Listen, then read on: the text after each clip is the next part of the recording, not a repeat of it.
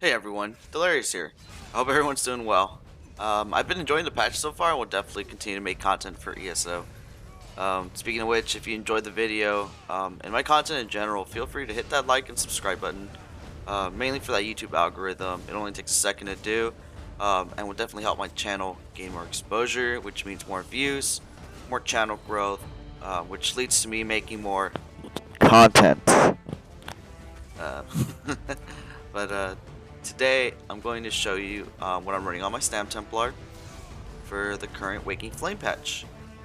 It's pretty strong. It's really good for solo play, even small scale play for PvP. It's really dependable. It has extremely high uptimes. Stat wise, it's very strong. And overall, as a build, it's just really easy to manage. So it's a great build for newer players or trying to get into PvP in general. And even if you're a veteran player, it's also a really good build because um, less micro, it's better for everyone. It doesn't matter if you're new or if you're a vet, right? I do go a little bit in depth on my build videos, so I do apologize for the length. However, I'll be leaving timestamps down below for you guys that want to look into more specific parts of the video, like what I'm wearing or what traits I have, what have you, right? Um, Definitely feel free to comment down below to provide feedback, or if you have any questions or anything like that. I definitely do take a look at my comments, so it's a good way to get in touch with me there. Um, Also, feel free to join my community Discord for community updates, or if you just want to hang out, or if you're looking for additional help. We do have other ESO vets on there as well, so if you have any questions, you could definitely ask there as well. The link will be in the description down below. Also, I do stream on Twitch. I'm starting to stream pretty regularly, so I definitely recommend you check it out. That link will also be in the description, and it's also in my overall channel. If you look in the top right corner of the site as well. With that being said, I hope you guys enjoy the video, and I'll see you guys later.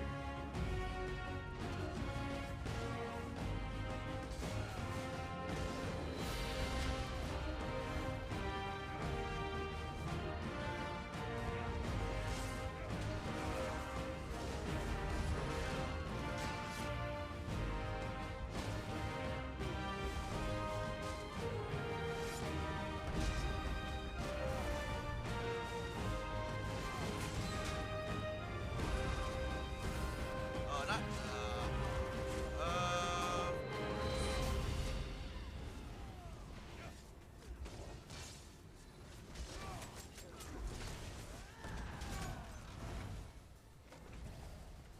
Alright, so we're going to go ahead and start off with our overall stats. The stats here, mostly the stamina, is going to look a little different. But let's go ahead and start off with max health. So I do have 27.5k max health, which from what I've been seeing is a little bit on the lower end. I do understand time to kill is extremely low. Everyone's really squishy, so a lot of people are running around with like 30k or more. Me personally, I really don't like to run that much health. Um, I like being around 26, 27, maybe 28. And right now I'm at a comfortable 27.5k. If you feel like you need more health, definitely feel free to stack more. I did put all 64 points in the stamp, so you can definitely put like 20 in health, 30 in health, or however much you think you need. Now with max stamp, it is currently at 30k.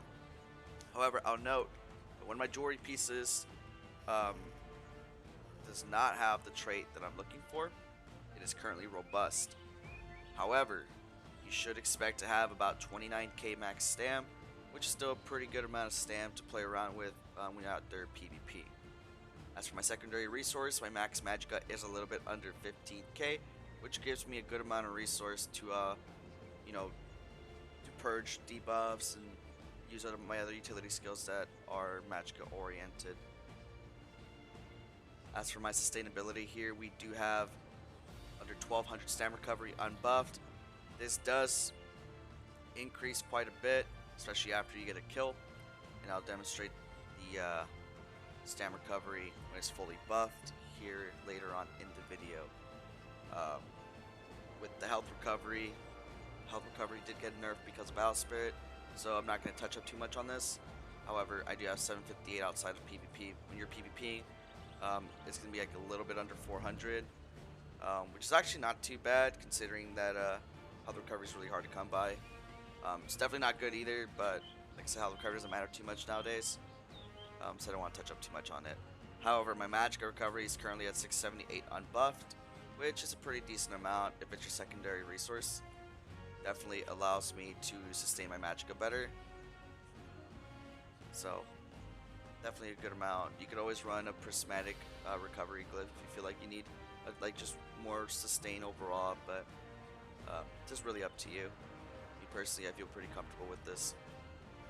Now, for weapon damage, I am running a little bit under 5k weapon damage. However, because of my jewelry trait being messed up, you should expect to have 5.2k weapon damage unbuffed, which is definitely a decent amount of weapon damage to have, you know, when you're not buffed.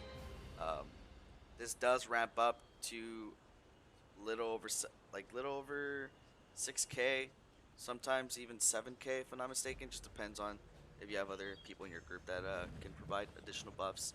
But overall, the damage does ramp up a lot more, and you'll see that here later on in the video.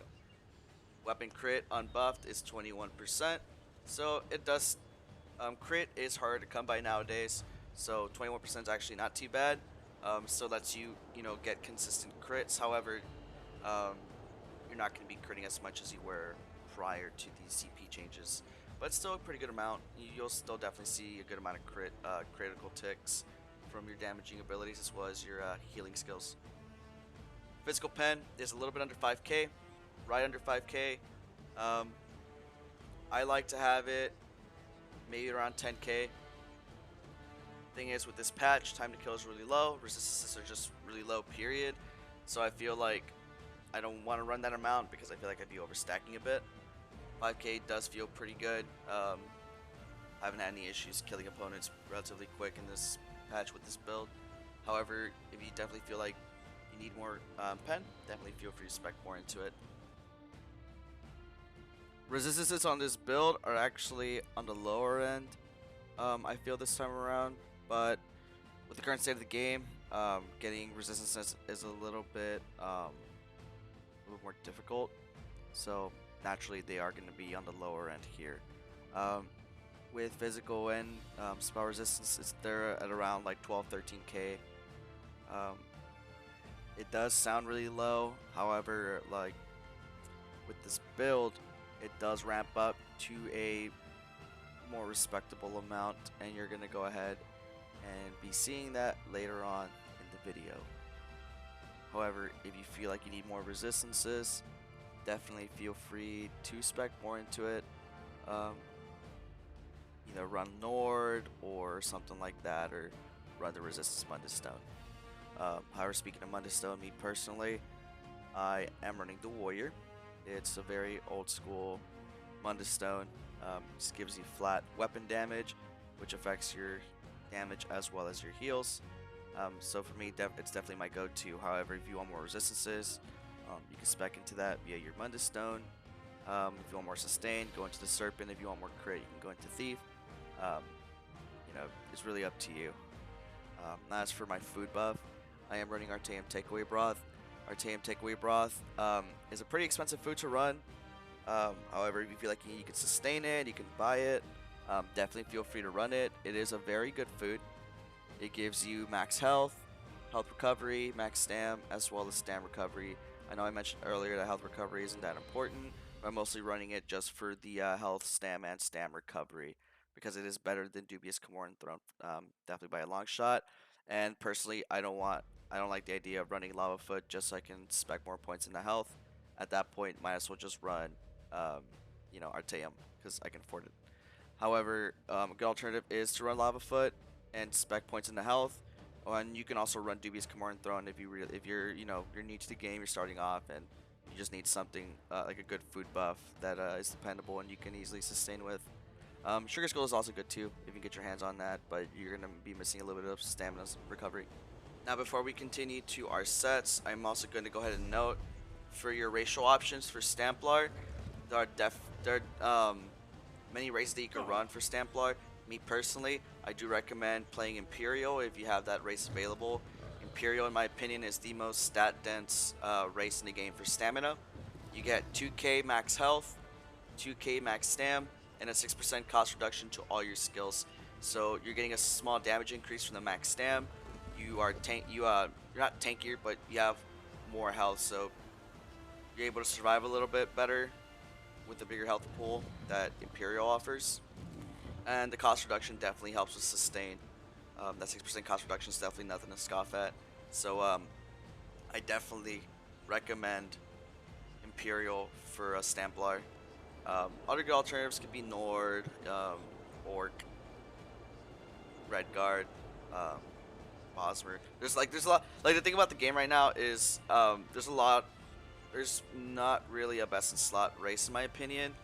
But at the same time, Imperial best in slot, play Imperial or else. No, I'm just kidding. But seriously, Imperial's a good race. Imperial's a really good race. If you have it available. If not, Nord definitely is a great alternative.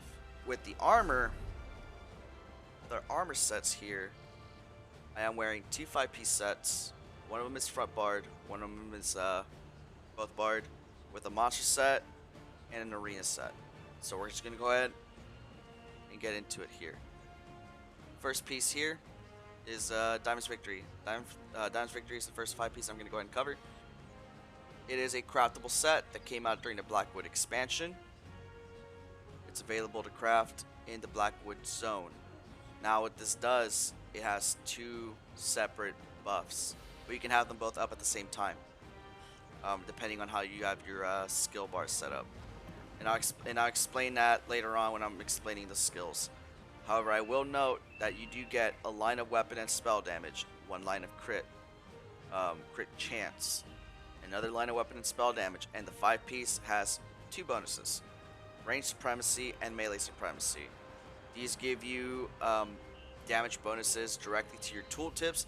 These are not flat weapon and spell damage increases to your actual stat. It only buffs damaging skills. So this does not offer a bonus to your vigor or rally tooltips or any other heal tooltips. Just a little heads up on that.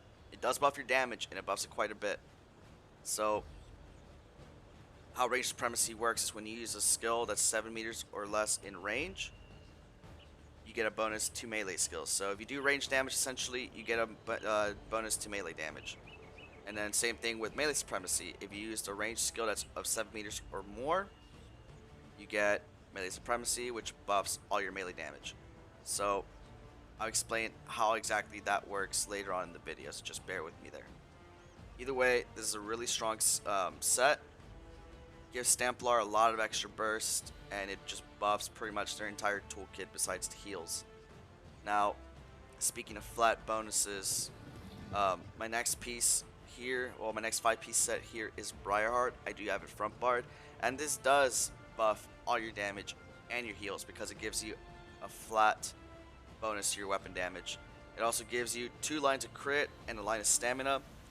I really like Briarheart this patch because crit is a lot harder to come by nowadays because every source of crit did get nerfed. So those 2 lines of critical chance definitely help. Definitely come in handy. Highly recommend you run this as a front bar set. And as you've noticed here, I am running Robust on my necklace. This is going to be infused. All my jewelry here is triple infused. Weapon damage. All my armor is full impen, except for my shoulder. I need to get that fixed. However, I do recommend you run full impen. And you have Briarheart front barred. Speaking of which, for my front bar weapon, it is a 2-handed sword with the sharpened trait. So that's where I get my pen from. You could definitely run Sharpened Maul, Nernhoned Maul. Those are all the good alternatives as well. Me personally, I like running a sharpened greatsword. Now, before we continue to the back bar, I'm going to cover my monster set. It is Magma Incarnate. Magma Incarnate gives you minor courage and minor resolve at the same time. This is built for groups. However, if you run solo, which this build is meant for 1vX / outnumbered fighting, most of the time you're probably not going to be in a group, or you're going to be in a 2-man group or a trio. So this does, the lowest health member of the group receives minor courage and resolve. Now it's really good for solo play because if you're not in a group, this is going to be hitting you and only you. It doesn't matter if you have someone outside of the group next to you, they're not going to get the buff because they're not in your group. So don't worry about this bonus being stolen. You'll get affected by it with the same uptime as Briarheart because it occurs once every 15 seconds and it lasts 10 seconds. So expect a similar uptime to Briarheart. Briarheart has a pretty consistent uptime. So if Briarheart's consistent, this is definitely going to be consistent because it does activate when you use a single target heal. So Rally and Vigor activates Magma Incarnate. And I'll explain that a little bit more later on in the video. I don't want to talk about it too much. Speaking of my sets, I am running full Tri-Stack Glyphs on all my armor pieces. All my armor pieces are Tri-Stack Glyphs. They give you the best overall resource bonus in the game right now. Now before we move on, I am running Master Sword and Board. Master Sword and Board applies a proc when you use the Puncture skill or either of its respective morphs. You heal for a portion of your max health and you gain resistances equal to the amount that you heal. So when you're like kind of low, you can actually get the full tooltip for this and you get a lot of resistances. Well, not a lot, but you get a pretty good amount. You get like maybe 2k, yeah, like about a little over 2k resistances. So definitely comes in handy with survivability. It also is a free heal, so it's a free heal. All you do is just heavy attack into a puncture, you get a little heal and a little bit of resistances, so definitely worth running. It's not really OP, but it's still pretty good, especially in the right hands. As for my back bar poison, I am running what's pretty much a drain health poison. So a drain health poison is literally a double dot poison, but it also applies a heal over time to you when the poison is active. So this poison is really expensive. It's essentially the ingredients for a lingering health poison, but instead of using Lorcan's Tears, you use the poison solvent. So just a little heads up on how to make that. It is expensive, so if you can't afford it or if you don't think it's worth it, you could just run a regular double dot poison, and that'll perform just as well. You just won't get the heal over time. Alright, so we're going to go ahead and start off with our front bar here. So a front bar skill is Rally. This is our primary offensive buff. Gives you Major Brutality and Minor Endurance. Major Brutality giving you a 20% increase to your weapon damage. Minor Endurance giving you a 15% increase of stam recovery. So you get extra damage and extra sustain. Now, what it also does is it provides a heal. And the strength of the heal is based on how long Rally has been up before you reset it. So the longer you wait before resetting Rally, the stronger the heal becomes. Because it is a stand-based skill, the chance of it critting is based off of weapon crit. So you could get critical heals from Rally, and there are times where like I went from 10% health back to almost full just from Rally. So definitely a strong skill. I wouldn't recommend forward momentum on this build because you are running 5 medium, so you're a little bit on the squishier end. You need all the heals that you can get, so definitely run Rally on this build. Fighting Jabs, I'm not going to go too much into it. It is a skill under Adric's Spear. This is the bread and butter skill of a Stamp Templar. Does damage, it's a channeled skill, it's an AoE slash single target skill. Gives you Major Savagery, and that's the big one here. It does give you Major Savagery, which gives you a little bit over 10% additional weapon crit chance. Like I mentioned earlier, Rally can crit, so having Major Savagery is really good overall. It's a higher chance of landing crit damage and crit heal, so definitely recommend running Biting Jabs. Reverse Slice. Reverse Slice is pretty much an AoE execute. So what it does is, the lower your opponent's health is, the more damage this skill does. It's an execute. Now, what this variant of the skill does, it actually has a splash damage. Any opponents that are nearby that target receive 78% of the damage you inflict to your primary target. So, the lower your opponent is, the higher damage this ability does. If there's anyone in the way, they take 78% of that damage. So if you hit that guy really hard, they're going to get hit really hard too. There are times where I've gotten double or even triple kills just from the splash damage alone. So, you can definitely, it's a really good skill for if you want to make a play. However, you could always just run Executioner if you don't think it's worth it. Me personally, I do like, I like making that play every once in a while, and it can be fun. It can be fun to pull off. Um, and right now, because the Imperial City event, I know it's going to end pretty soon, but even in Cyrodiil, when you're 1vXing, there are times where you can still get that off, or even in Battlegrounds. Especially in Battlegrounds, you can definitely get multi-kills off Reverse Slice. It really hurts. The damage on it is, in my opinion, a little underrated. Now, moving on. So, remember how I mentioned Diamond's Victory? Diamond's Victory works? So the reason why it works really well on a Stamp Templar is because of these two skills. Binding Javelin is your go-to stun. It ignores your target's resistances, and it's also a ranged ability. So what this does, it activates your melee supremacy for Diamond's Victory. So this makes this skill and this skill really strong because they're melee skills. So the thing about burst combos is you always want to go into a stun. So when you're about to drop all your damage, you get a buff, and it lasts for 5 seconds. But this is coming in towards like the front end of your burst combos, so you have it when you need it, and there's no cooldown for it either. So you can actually reset the timer on this, and I'll demonstrate that here later in the video. So this is your go-to stun. Definitely recommend running this if you are running Diamond's Victory. Otherwise, you could run, Turn Evil or what have you. There are other stuns out there, but for Diamond's Victory, definitely recommend running Binding Javelin. Now, Power to Light is also another skill that activates Diamond's Victory. So essentially, what this does is the more damage you inflict on your opponent, the stronger the skill becomes. Now, there is a limit to Power to Light.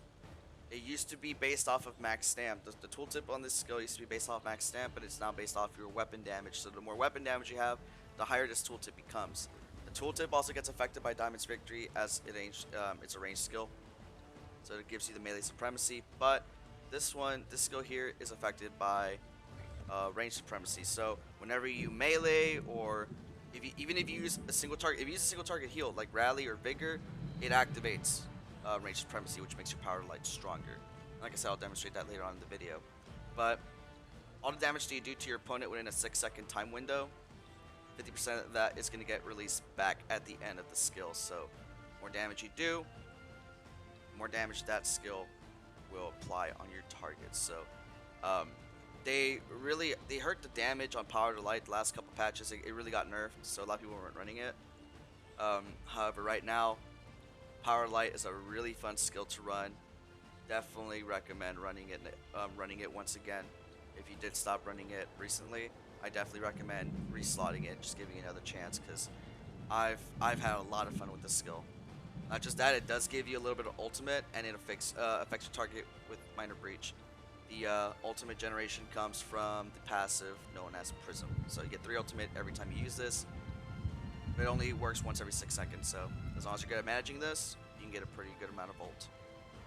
Speaking of ult, my front bar ult is Dawnbreaker's Smiting. Now, if you want to get extra damage, you can run Flawless Dawnbreaker, but I like the stun. This is an AoE stun, so it does come in handy when fighting outnumbered. Not only that, it does pretty good damage. So you get the immediate damage, which damage also gets affected by melee supremacy, and the damage over time gets affected by range supremacy in Diamond's Victory. So you can actually get both these tooltips buffed from Diamond's Victory alone. Not just that, having this slotted does give you 3% extra weapon damage per the Slayer passive. So if you feel like you don't want to run this, you could run Berserker Rage or the other morph, as an alternative. You could also run Empowering Sweep as well, because it is cheap, it's spammable, and it still hits pretty hard too. Now, I'm going to go ahead and start covering our back bar. First back bar skill is Race Against Time, which comes from Psijic Order. What this does is it removes all snares and mobilizations from you, and it gives you immunity to them for 2 seconds. Another thing that it does, it gives you Major Expedition for 4 seconds, increasing your movement speed by 30%. Not only that, it does give you Minor Force, which lasts 12 seconds, and it gives you a 10% bonus to all critical damage. So this is an excellent utility skill because it does a lot of things at once. It gives you Speed, it gives you snare mobilization immunity, so it gives you freedom of movement, it gives you speed, and it gives you an offensive bonus. That 10% extra critical damage definitely comes in handy, and you definitely feel it when you're out there fighting. So definitely recommended. If you don't think it's worth it, or if you want an alternative, you could always run elude or shuffle, for example. There are other skills out there depending on how you set your build up, but elude and shuffle are also really good alternatives. Now, because I'm running sword and board, master sword and board, I am also running ransack. I used to run pierce armor because I was not running power to light because it got nerfed, but now that changed, ransack, in my opinion, is now the go-to morph. The reason for that is it gives you minor prot for 15 seconds, minor protection, which reduces your damage by 5%. Now, people are going to say, Delirious, you're a Stamplar, you already have that built in Spear Wall. You are correct. However, it only lasts 6 seconds. And you're not always going to be standing there jabbing people, sitting still and just jabbing people in the middle of Imperial City or Citadel. For example, if you pop a race against time and you're trying to kite the group and you're moving through them, you know, to kind of juke them, all you gotta do is heavy attack into a ransack, boom, you get minor protection for 15 seconds. So you don't have to sit there and use a channeled ability. You can just heavy attack, ransack, boom, 15 seconds of minor prot. And that's all. That's all you gotta do. So it comes in handy. It's really good if you're looking for that minor prot. It's more consistent than Spear Wall in my opinion. And because Power to Light is good again, you can definitely get away with running those. Also, I'm going to note it does apply Major Breach, which makes your target a lot squishier. It also procs the heal from Master Sword Board. So just a little heads up on that. Vigor, I'm not going to cover it too much. Vigor is your heal over time. Pretty much every stamp class should be running Vigor. You get it under Alliance War, under the Assault line, first skill available. Now for my cleanse, I am running Extended Ritual. It removes up to 5 debuffs from you, and then it leaves an AOE. It leaves like an AOE aura behind. It gives you a small heal over time. The heal over time is actually pretty good, but it also gives you Minor Mending. Minor Mending is a passive. You attain it from a passive known as Sacred Ground.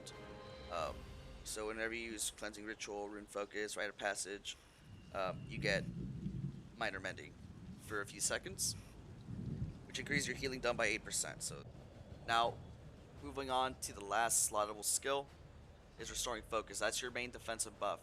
Gives you Major Resolve, which gives you extra physical and spell resistance, and you also get 242 stamina every second while this ability is active. So it's good for sustain, good for resistances. Also, whenever you're able to, and I say this because you're fighting multiple people, they're going to be chasing you, they're going to be on your ass, so it's going to be hard to do this. But when you do have the opportunity to, whenever you do stand within the rune, they did change it. It no longer gives you double the resistances when you stand in the rune.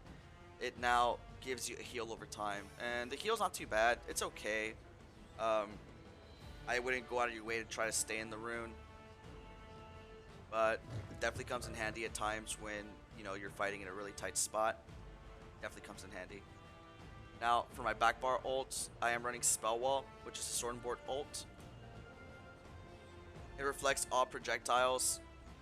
It makes you block for free, and it reflects all projectiles thrown at you for 7 seconds. So it's really good for defense, and it's actually really good for offense as well, especially when you're fighting a ranged opponent like a Mag Sword, or like anyone who uses primarily ranged abilities, like a snipe spammer, someone using poison inject or anything like that. Pretty much anything that has like range skills.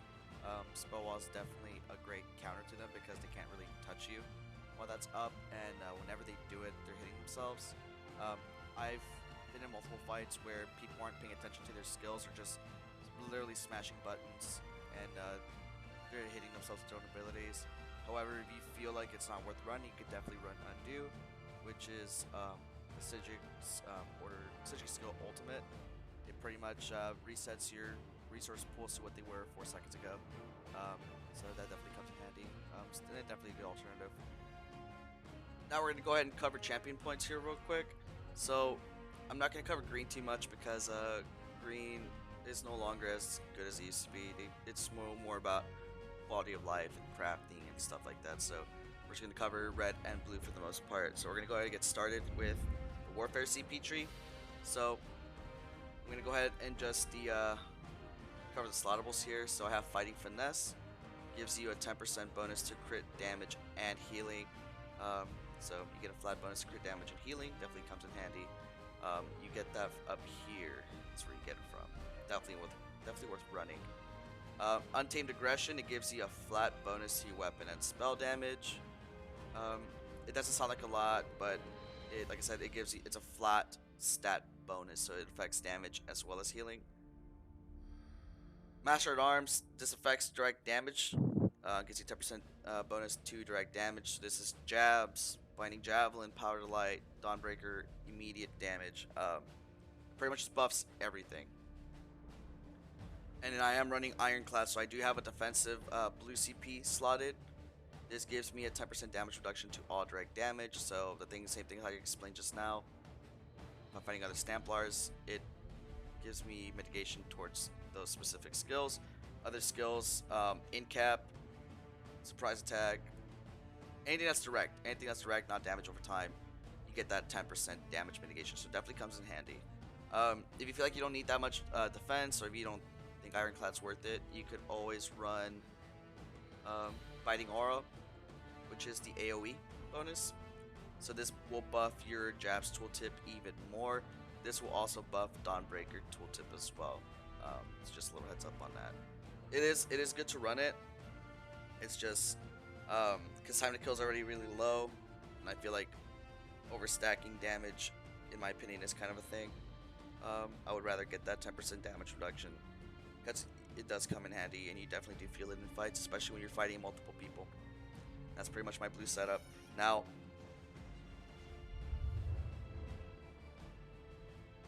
for my red setup, which is for it's now known as Fitness. We're gonna go ahead and start off with slottables here. Boundless Vitality. I think, in my opinion, every PvP build should have this. You get 1400 max health. Everyone needs health. My second one is Relentlessness. Relentlessness gives you major protection whenever you're CC'd. So if you're stunned or feared, you get major protection. This stacks with minor protection, so I can get minor protection from ransacking, jabbing, and then major protection when I get CC'd. So it's really good. And you definitely do feel the tankiness for major prot and minor prot being stacked together. So definitely worth running. If you haven't tried it yet, definitely do. It feels really good. Sustained by Suffering is it's fun. It's a good one. I really like running it. You get 150 health match against stam recovery whenever you're affected by anything negative. So any negative effect. Doesn't matter if it's sundered or a little bleed, or anything negative will proc it. So if you get hit by entropy, or if you get hit by a dot, boom, Sustained by Suffering. Doesn't matter how small it is or how weak the effect is or the damage is, which is why it's really good. So if you get hit by someone who doesn't have a lot of damage, or they just hit you with a little dot or something, you get a whole bunch of sustain, and it's definitely worth running it. Rejuvenation used to be here, but it got nerfed. So Sustained by Suffering literally does what Rejuvenation used to do, except you need to have a debuff on you. And like I said, it could be the most insignificant debuff, and you also have this buff. So definitely keep that in mind. Definitely worth running. And last but not least, I have Celerity. Celerity gives me a 10% boost to my movement speed, so definitely comes in handy. So this stacks with your sprinting bonus from medium armor, major axe, what have you. This makes you a really fast boy. Definitely good for line of sighting. Makes it easier to line of sight. Makes it easier just to move around in fights. Period. So definitely recommend running this. Now, as for my yellow stuff, I'm not going to cover it too much because it's pretty basic stuff. I have Defiance here, which gives me a cost reduction to CC breaking. I have Tumbling as well maxed out, gives me a cost reduction to roll dodging. Hero's Vigor, it's non-slottable, and it gives you health, so definitely, there's no reason to not get it. And I have Sprinter, which makes sprinting a little bit cheaper as well. I do have Fortification as well, which gives me extra block mitigation, and Tireless Guardian, which gives me block cost reduction, period. I do have, I feel like I'm a little under CP'd, so I think I need more CP. The reason why I say this is because I do want to get all of these slotted, all these yellow ones here. Savage Defense, which makes bashing cheaper, which makes it cheaper to animation cancel through bashing. And Bashing Brutality, which, I mean, hey, it's free damage right there, so might as well get it right. It's a yellow skill. One yellow skill I will note specifically is Piercing Gaze. Piercing Gaze gives you, it makes it easier to detect players out of stealth.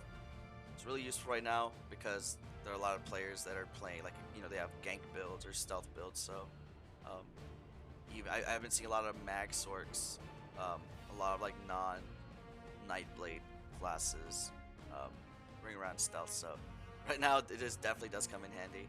I'm just going to touch up on the purple slots. So 2 of the slottables here are from this section here. This is Survivor Spite, that's what it's known as. I only have 10 points in the Mystic Tenacity. Now the reason why I have it like this is because it gives me a higher uptime for Sustained by Suffering, because this reduces the amount of time a debuff is going to be on you. Well, it's more specifically an elemental status effect, so I don't want to max this out because it'll lower the uptime for Sustained by Suffering. So just something to note. Now with Wind Chaser, I have 16 points in the Hasty, which gives me a 4% movement speed when I'm sprinting, so this does stack with medium armor. And I have 6 points in the Nimble Protector, which makes you move faster when I'm holding my block.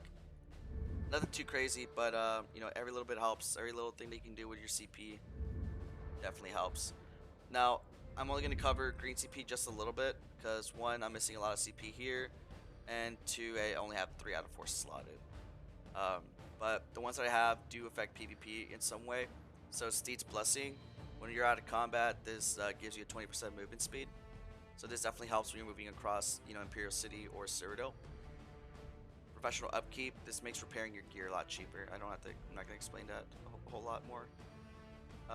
And then I am planning on getting Master Gatherer, which makes getting materials a lot faster. None of these are combat related. I think the most important one here, in my opinion, is Steed's Blessing. I do recommend you get this first because this will make it easier for you just to move around the map. And that's a big part of, PvPing, sadly, in ESO, is getting it from one point of the map to the other to where all the fights are at. And especially because you're playing solo and you're 1vXing, you don't want to be fighting in like the super populated hotspots. You want to fight in areas in between, so you can pull more manageable fights. And you're not just straight up getting zerged down. So Steed's Blessing is definitely important for that playstyle. So definitely recommend you get this first and foremost for your green slottables. So what I'm going to go ahead and do here is I'm just going to demonstrate how Diamond Supremacy works and how it has a really high uptime. Power to Light to buff for Melee Supremacy. Alright guys, so as you see the Grayskull weapon damage meter increase, it does say 6900, but because I'm missing a trait on my jewelry, it should actually be hitting about 72. Do keep in mind as well that Diamond's Victory does not show up on your Grayskull meter. It will show up directly on the tooltips, which is why I am demonstrating the tooltip on Dawnbreaker's smiting here. So this is pretty much the max tooltip without the follow-up bonus. So if you do a heavy attack into the Dawnbreaker, it would actually do an additional 10%. Just keep that in mind. But overall, with the Diamond's Victory, the dot bonus and the direct damage bonus do stack on Dawnbreaker, so you're able to achieve pretty respectable tooltip. I know you can achieve higher numbers with other sets, but the reason why I do enjoy Diamond's Victory is because of the high uptime, and it's very easy to manage overall. Especially it lines up with your burst perfectly because the skills that you use to line up your burst anyway is exactly what procs the Diamond's Victory damage bonus. So overall, I really do enjoy the set. Okay, so what I have here now is I have my buddy Zal helping me with the build. We're just trying to demonstrate the resistances that the build can achieve. So with Minor Resolve, Major Resolve, from Magma Incarnate, and from the buff, and Master Sword and Board, I am hitting over 25k resistances. So it's not cap like it, it's not 33, 32, 33k like most of my builds normally stay at. But like I said, resistances being reduced overall from CP and from traits and racial stuff. It's still a pretty good amount.